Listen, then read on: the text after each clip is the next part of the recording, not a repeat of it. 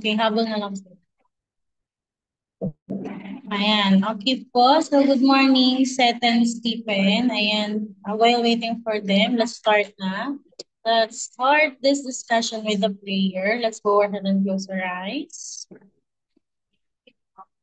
Okay, Lord, thank you for this day. Thank you for all the blessings that you gave to us. Please help and guide us both to understand our topic for today about adding and subtracting polynomials. One other terms for types of polynomials. In Jesus' name, we pray. Amen. Yan. So for today, we're going to discuss the types of polynomial and then how to identify the degree and the polynomial, and then how to add polynomial.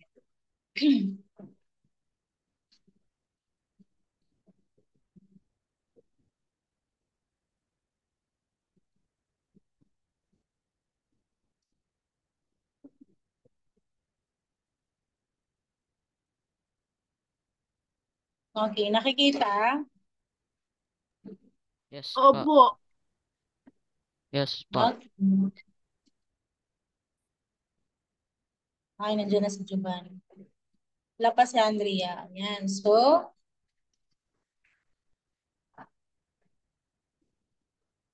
adding and subtracting polynomial. Ayun. So, polynomials having a specific number of terms are commonly given special names. So, ang tawag po din sa ating 2x squared plus 3x plus 1 is polynomials. Okay po? Ang tawag natin doon ay polynomials. So, ang ating polynomials is nahahati sa tatlo. We have trinomial, binomial, and monomial. Okay, pag sinabi natin trinomial, a polynomial with three terms. Three terms, tatlo. Tatlong terms. And then binomial with two terms and monomial with one term. Pag try, ng triangle, try, tatlo. Pag by, dalawa. And then pag mono ay isa lang. Di ba yung tricycle? Tatlo. Ang ilan ang gulong ng tricycle? Tatlo. Pag bicycle, ilan ang gulong ng bicycle? Dalawa. And then, monomial. Okay. Para yun ay madali nyo maintindihan. Next, we have, this is the example. Ayan. Pag monomial, we have 5x. Isa lang, 7m raised to 9, negative 8, x squared and y squared. Diba? Isa lang siya. And then binomial, we have binomial, dalawa. 3x raised to 2 minus 6, and then 11y plus 8, and then 5a squared, 5a raised to 2b plus 3a. As you can see, ayan, as you can see, dalawa lang yung kanyang term. Tama? Okay, naintindihan? Pag monomial, isa lang. Kapag binomial na, dalawa. And then kapag trinomial ay, ilan kapag trinomial? Ilan kapag trinomial? Tatlo. As you can see, we have 1, 2, and 3. Dito ay 1, 2, and then dito ay 1. Only 1. Ayan, naintindihan? Again? What are the three types of polynomial? Jovan, bigay ng isa. Three types of polynomial, bigay ng isa. Three types of polynomial. We have Binomial.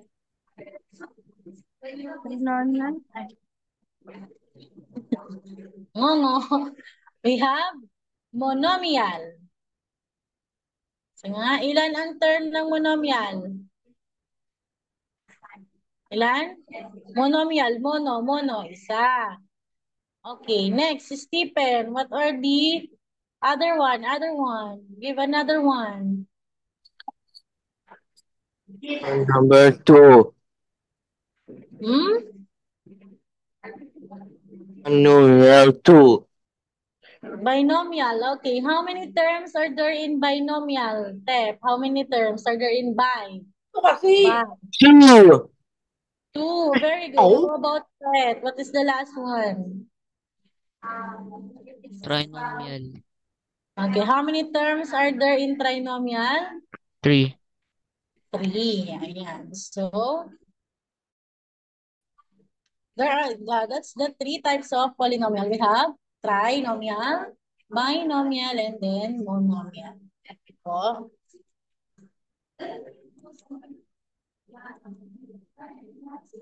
okay, nakikita?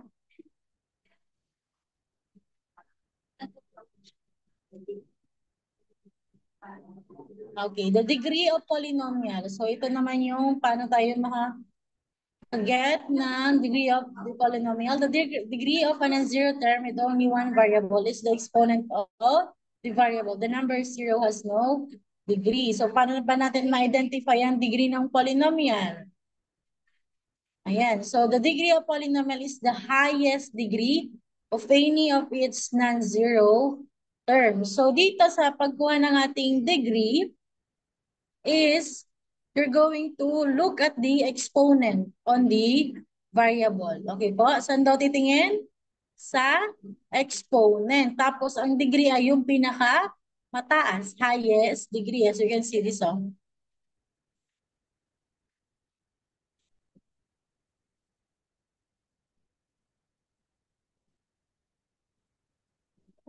Ayan. So, pag degree, ang titingnan na ay degree, exponent, and then highest. Okay, ito lang yung tatlong word na tatagdaan kapag kukuha ng degree ng polynomial. Degree, exponent, highest.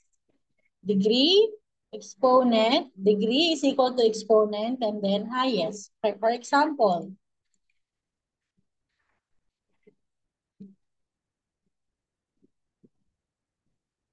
ayan. So as you can see here, we have polynomial 9x raised to 2 minus 5x plus 8. Example siya ng what? What type of polynomial is this? We have 3 terms. What type of polynomial? Trinomial. Trinomial. And then you're going to... trinomial. Okay, very good. You're going to get the degree of a polynomial. So you're going to look at the exponent and highest. Yung may variable lang, yung may variable. Lagay ko lang. Sorry.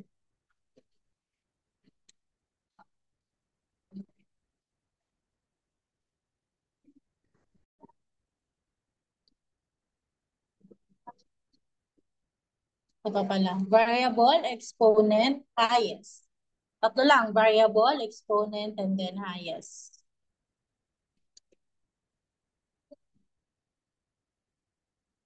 Okay. So, polynomial 9x raised to 2 minus 5x plus 8. Alin ba dito yung may variable natin? We have 9x raised to 2 and then negative 5x. Ngayon, we're going to look at the exponent. Alin ba yung exponent natin? Yung small number above the variable. Tama? Yes. Okay. So, bakit 2? Bakit 2 ang ating degree? Kasi 2 is the highest. Exponent. Tama? Look at the screen. 2 is the highest. Look at the second one. Oh, we have 17 m raised to 9 plus 18 m raised to 14 minus 9m raised to 3. What is the degree of polynomial? 14. Bakit 14. 14? Because it's the Kasi highest. 14 is the highest. Okay po? Intindihan? Here naman sa monomial, we have 5x. So the degree is 1.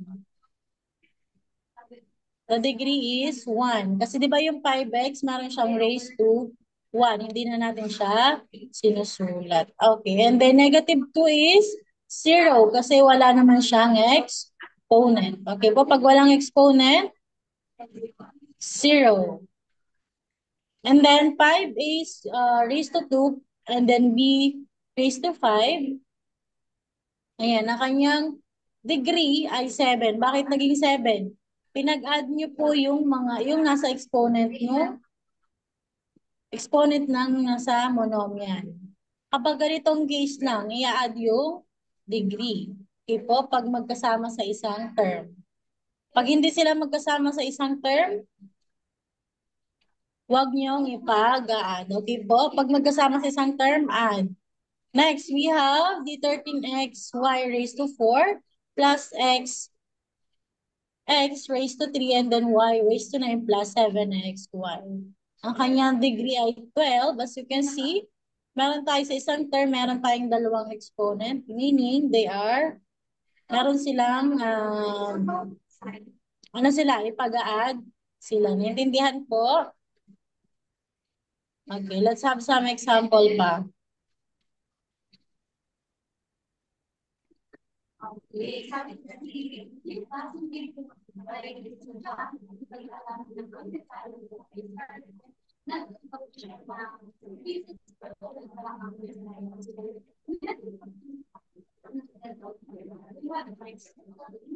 Ako lang ang magre-write. Ako lang magre-write.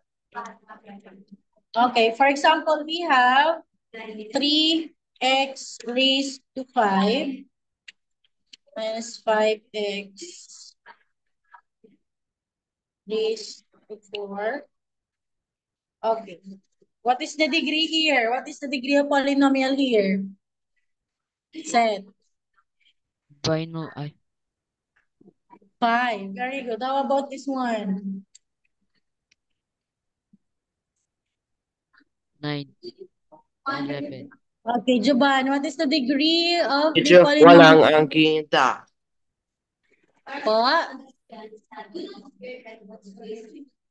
Walang slides. Wala pong makita. Hindi nyo makita yung ano?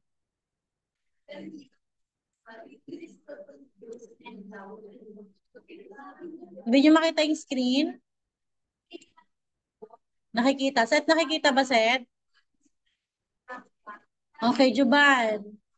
What is the degree of polynomial here? 9 or 11? 9 or 11? 11. 11. Bakit? Kasi yung 11 ay mas mataas sa 9. How about this?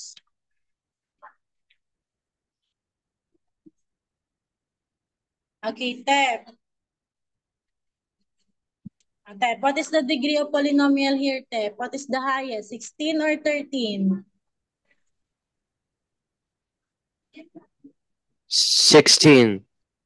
Okay, very good. 16. Ayan. So, ganun lang po ang pag-identify ng degree of polynomial. Titingnan nyo lang yung variable and then exponent and then highest. Okay? Again, variable, exponent, and then highest. Okay, again, ano nga yung tatlong type ng polynomial? We have Trinomial, binomial, mononomial. sige nga, differentiate mo nga yun, Giovanni, yung tatlong yun. Kapag monomial, ilan ang term? Dalawa. Monomial, Ay, isa. Ay, isa. Kapag binomial, ilan? dalawa. Pag trinomial, ilan? Tatlo. Kapag sinabi kong 3x plus 2, binomial, monomial, or trinomial? Binomial. Kapag sinabi kong 3x 3x raised to 3 plus 2x plus 4. Ilan yun? 3x raised to 3 plus 2x plus 4. Trinomial. Ilan? Trinomial. Trinomial. Kapag sinabi ko te, pag sinabi kong 5x raised to 3, monomial, trinomial, or binomial? Oh no. Monomial. Okay, mono. Pag mono, isa. Mono, only one term. Binomial, two terms. And then, trinomial ay three terms. Okay, how do we identify the degree of polynomial? We're going to look at the variable. exponent, and highest. V, Highest. ano yun? V, V pala, V, V. Variable, exponent, and highest. V. Look for V. Si V. Ilik mo si V ha. Pag V, variable, exponent, and highest. Okay po, naintindihan? Okay, next.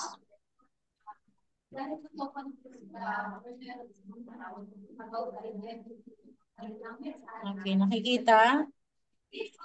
Ayan, so let's move on to additional subtraction of polynomials. So sa addition of polynomials is just a matter of adding like terms. For example, consider the following polynomials. So sa pag-add ng polynomials, ang pagsasabahin lang natin ay like terms. Sige nga, di ba yung like terms? Pag sinabing like terms, they have same variable and exponent. Tama? Para lang kayo nagsisimplify dito. Ganun lang po. Pagkasamahin lang yung like terms. For example, we have 6x raised to 2 minus x plus 7 and 5x raised to 2 plus 5x minus 6.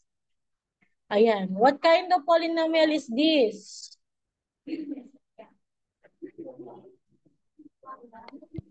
Teacher, Trinomial. trinomial.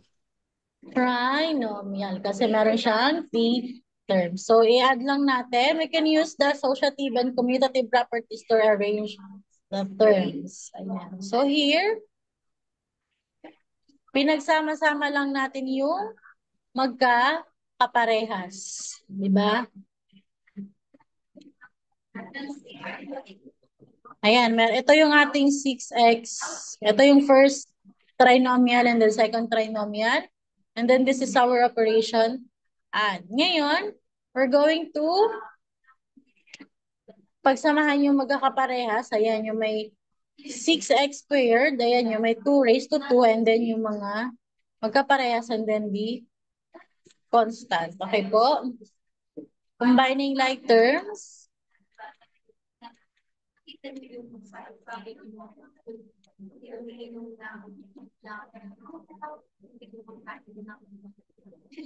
Ayan, add lang yung like terms. Kapag pinag-add natin, 6 plus 5, which is 11, and then copy the variable and then exponent. And then as you can see, we have negative 8x plus 5x.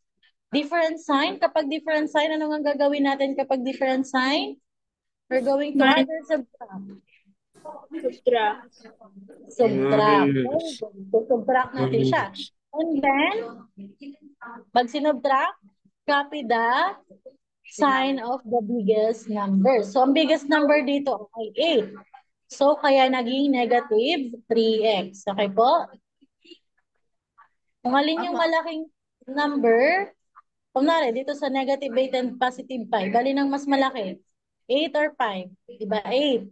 And then, ang sign ng 8 is negative, kaya gagayahin natin ng negative. Next, we have 7 and 6. 7 minus 6 is 1.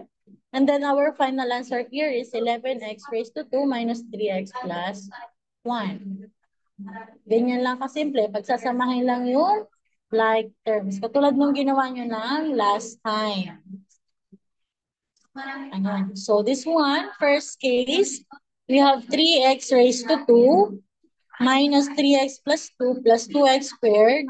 2x raised to 2 plus 7x minus 4. Ayan. So, combined lang yung mga magkakaparehas. Combined lang yung magkakaparehas. Ayan. And then add. 3 plus 2 is 5x raised to 2. Copy the variable and then the exponent plus negative 3x plus 7x is positive 4x. Bakit positive 4x na siya? At bakit siya naging 4? Kasi, bakit po? Bakit kaya? Bakit kaya naging 4? Andrea, bakit naging 4, Andrea? Different po yung Sign. Opo, yung sign. Kaya subtract. Okay. Different sign, subtract. And then, bakit siya positive, Joban? Bakit siya positive, Joban?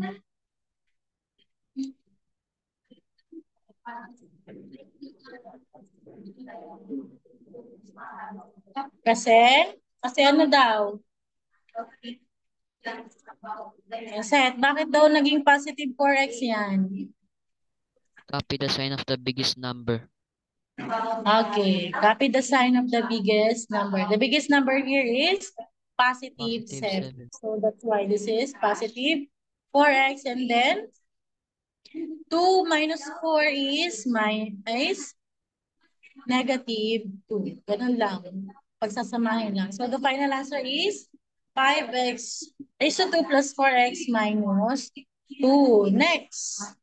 Pero pwede din naman natin siyang gawin as, ito pala, same lang siya. Ganun lang din siya. Ito yung isang method, vertical solution. Kapag vertical solution, ay pagtatapat-tapat lang din. Parang normal numbers. Pag yung normal numbers, whole number na pag-a-add natin, tama? We're going to align all the monomial. Ayan o, naka-align siya o.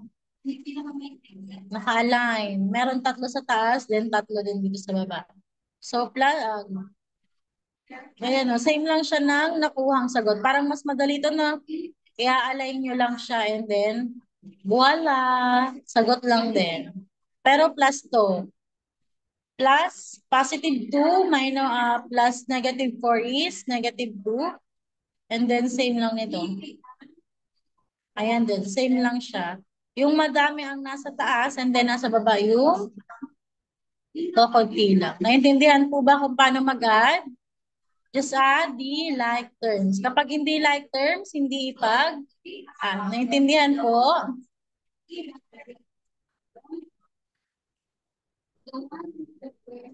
Ayan. So, combining like terms lang yung pag-add natin. Ayan. So, sana ay may naintindihan kayo sa lesson natin. So, ang lesson natin ngayon ay 3 types of polynomial, which is binomial, monomial, binomial, and trinomial. Next, the degree of polynomial, and then how to add polynomial. Okay, so before we end this class, let us all pray to be led by Juban. Yun na, let's pray. Juban, let's pray, Juban.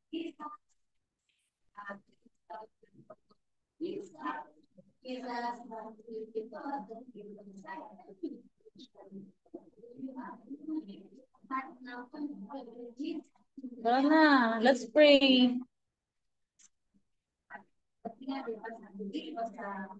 Olo. O, Andrea, let's pray, Andrea. Let's pray na. Bilis, para makaano na kayo.